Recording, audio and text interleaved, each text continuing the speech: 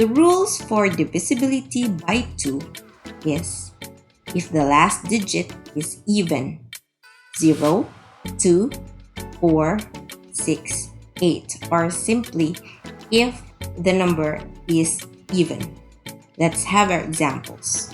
136, it ends in 6, and 6 is even.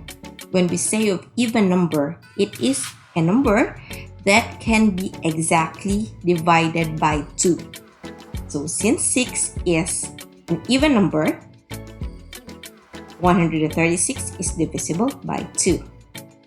779 ends in 9, and 9 is an odd number. Therefore, 779 is not divisible by 2. 5,100 ends in 0, and 0 is even. It is included in our list, so this gets a yes for divisibility by 2.